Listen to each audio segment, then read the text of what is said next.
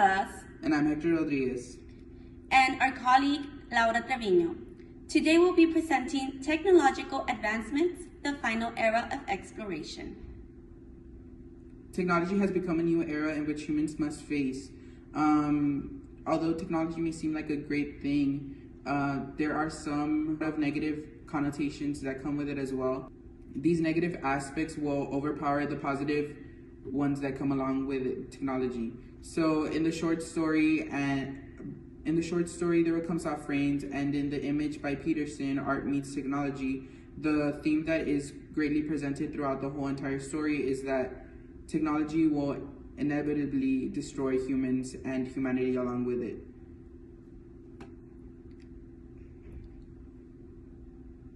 The background within our argument is technology has been rapidly increasing from the smallest objects such as watches to more complex objects like artificially functioning body parts. One of the main questions that rises from this whole argument is how humanity will be impacted with the new technologies, and will humans be able to survive if one day technology were to vanish. The rapid growth of technology is leading humanity to an era where it has become a necessity to survive. There is a darker truth about the present age, in which societies exclude the upcoming extinction that technology is bound to cause. So the short story, There Will Come Soft Rains, the author, Raymond Bradbury, really makes sure to send across the point that technology will destroy humans. One of the ways that he does this is by describing the setting or the atmosphere that surrounds the house, which is a city of ashes and rubble. And he also describes that there's like a radioactive glow all over around the city. So this implies that this was the cause of a nuclear war. So the nuclear power is an advancement of technology which was advanced by humans, meaning that humans led themselves to their own demise. So another thing that he describes is the way that technology will control our everyday life. He describes how the house would remind the people who lived in it what to do at what certain times, what to wake up, when it was time to leave the house, when it was time to eat, when it was time to read, when it was time to go to bed. So although it may seem like something positive and something little, this is actually a negative, because this shows how technology will eventually overcome our lives and we will become dependent upon it, like an everyday necessity, which we're already on that way.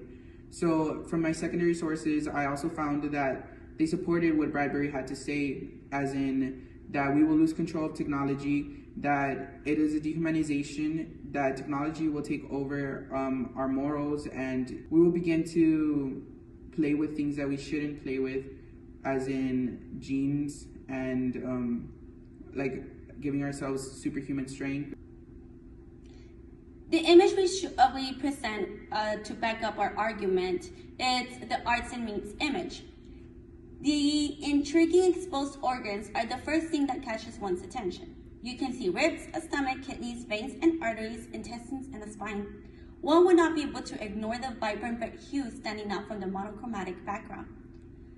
Rambalx J states, exposure to the major push-button type of gadgets in daily living can lead youth to think that education will provide ready-made responses to experiences that lie ahead. Thing is, by the way technology is going, the children of the future will believe that everything will be resolved with the push of a button. Therefore, humans will eventually not be able to provide a solution for their own. A great example, a calculator. You see people now using calculators for basic math, when back then, people would just make the math in their brain and present a solution. Now, I've even witnessed humans using a calculator for a simple 5 + 2. Fattyman states, Technoman's imaginative energies will efficiently canalize through the alternate life offered by the entertainment media. This fantasy life will occupy a large area of a Technoman's consciousness. Humans will start living a life, what social media portrayed to be a happy life.